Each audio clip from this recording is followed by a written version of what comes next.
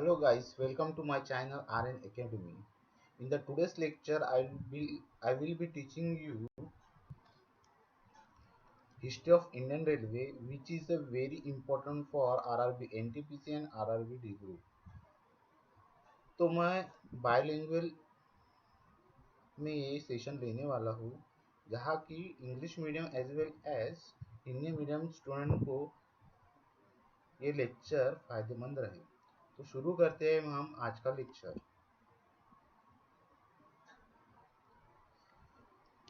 तो सबसे पहले हम देखेंगे जो इंडियन रेलवे है उसकी स्थापना कब हुई है। तो इंडियन रेलवे की स्थापना हुई है 6 मई 1836 को। ये British during the British era हुई है।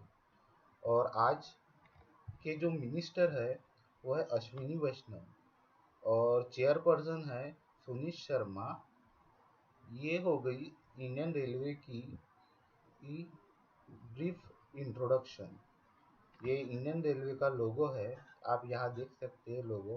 और ये है अश्विनी वैष्णव जो कि अभी के रेलवे मिनिस्टर है। तो जो हमारा रेलवे है वो उसकी टोटल लेंथ है 67,956 किलोमीटर। और जो हमारे टोटल जोन है रेलवे के वो है 18। और उसके टोटल डिवीजन है 70। तो चलिए हम देखते हैं हिस्ट्री ऑफ इंडियन रेलवे।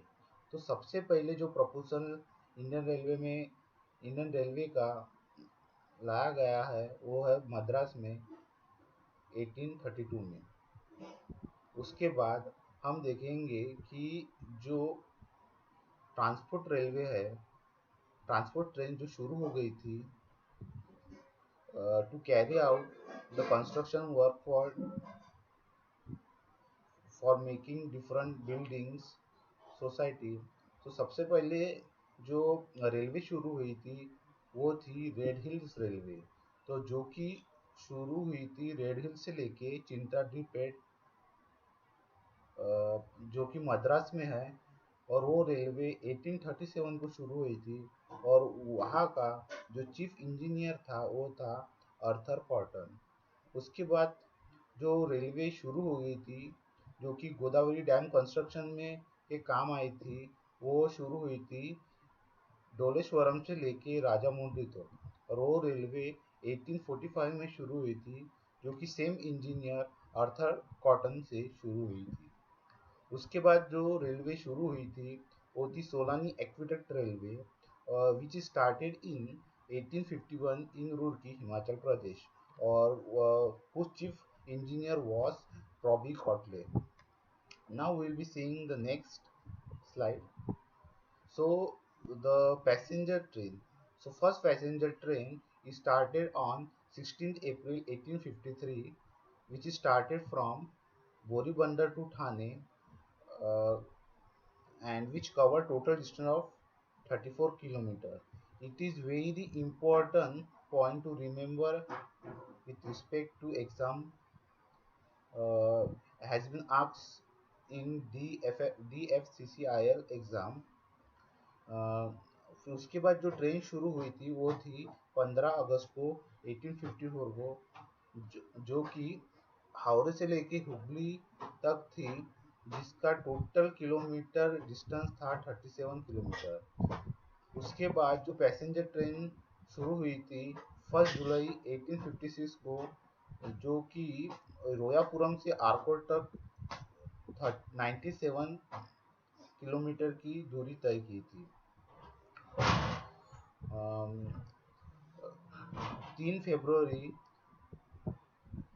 1925 को फर्स्ट इलेक्ट्रिक पैसेंजर ट्रेन शुरू हुई थी, जो कि विक्टोरिया टर्मिनस से लेके कुर्ला तक उसने दूरी तय की थी।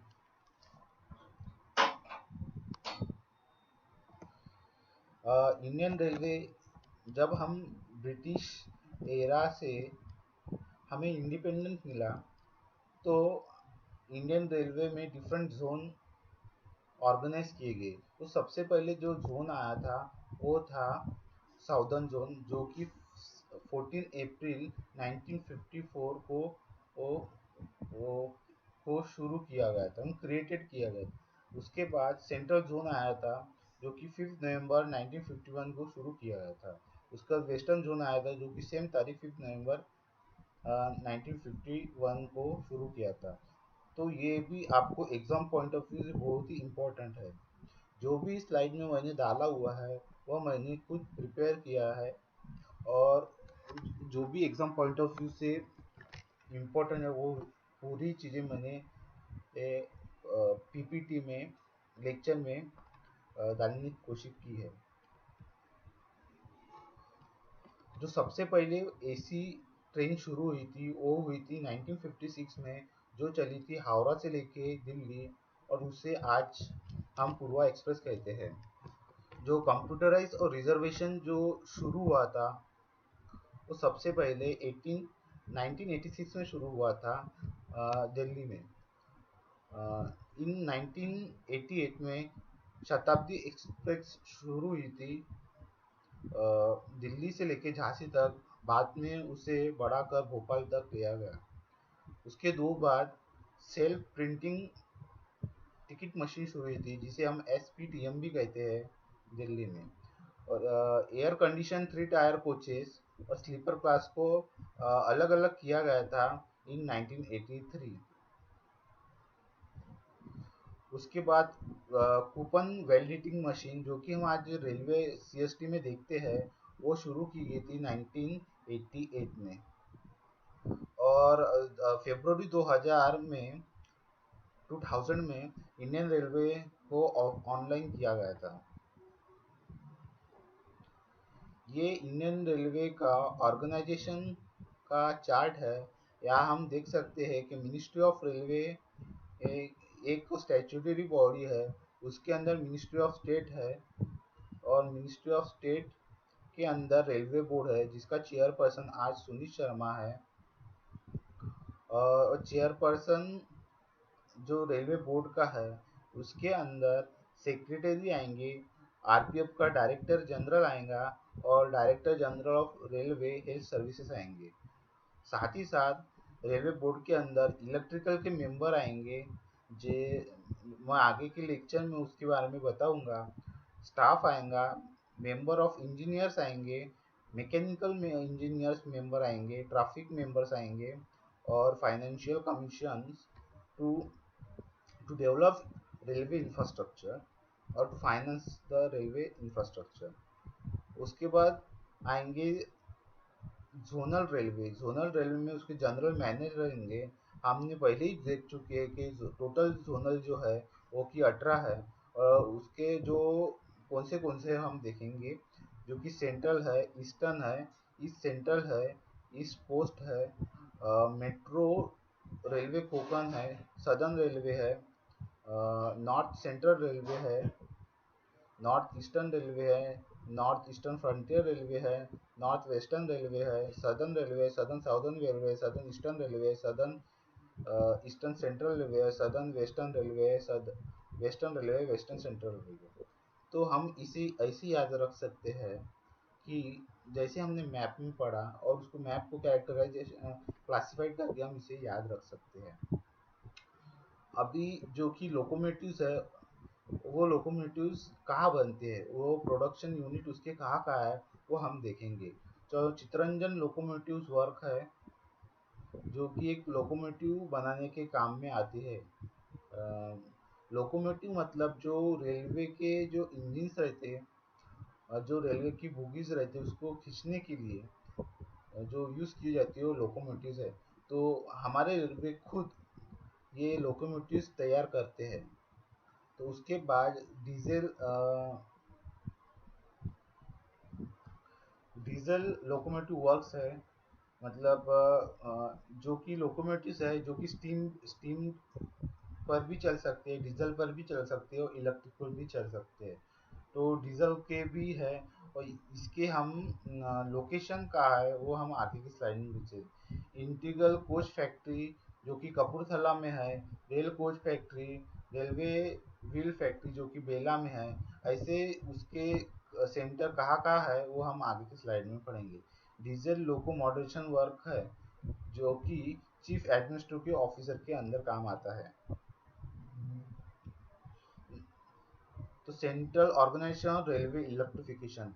सो तो जो रेलवे ने एक अनाउंसमेंट की है कि इंडिया को 2022 तक इंडियन रेलवे को पूरा इलेक्ट्रीफाइड करेंगे 2022 या 23 तक। तो एनएफ रेलवे है जो कि कंस्ट्रक्शन का काम करते हैं। तो Indian railway project management unit जो कि पूरा मैनेजमेंट का काम करते हैं। Indian railway organisation alternate fuel, ये जो कि चीफ एडमिनिस्ट्रेटिव ऑफिसर के अंडर आता है। रेलवे स्टाफ कॉलेज या इसको हम नेशनल एकेडमी ऑफ रेलवे ऐसे भी कहा जाता है, जो कि यूपीएससी ग्रुप ए और ग्रुप सी से लिए जाते स्टूडेंट है। और director general and ex officio manager, RDSO का full form research design standard organisation, जिसका शायद कनक नगर लखनऊ में इसका I am not sure about it, जिसका सेंटर है। ये जैसे ही हम देखें कि रेलवे बोर्ड के अंदर बहुत सारे विभाग आते हैं, वैसे ही उसके उस रेलवे ने अपने कुछ शेयर होल्डर भी है, जैसे पीसीएल, बीएससीएल, बीडब्ल्यूसीएल, ये कि उसके शेयर होल्डर है। CRIS central railway information system, dedicated freight corridor corporation limited, I IRCORN, IRCTC, Indian Railway Catering Tourism Corporation, IF Railway, Indian Railway Finance Corporation, Konkan Railway Corporation Limited, Maharashtra Railway Corporation Limited, RCIL, Right, yeah, Railway Institute of Telecommunication Electrical, RLDA, railway Vikas Nigam limited, ये उसके public sector उसमें railway के share holdings है। अब हम देखेंगे railway जो कि वर्ल्ड हेरिटेज साइट में उसका नाम कब डाला गया है, और कौन से रेलवे है। दार्जिलिंग हिमालयन रेलवे, जिस all are mountainous railways except Chhatrapati Shivaji terminus. So Darjeeling Himalayan railway, उसका वर्ल्ड हेरिटेज में नाम 1999 में डाला गया, जो कि वेस्ट बंगाल में आता है। नीलगिरी माउंटेन रेलवे 2005 में उसका नाम वर्ल्ड हेरिटेज साइट में डाला गया था, और वो तमिलनाडु में आता है। कालका Shimla railway KSR short form है, और उसे 2008 में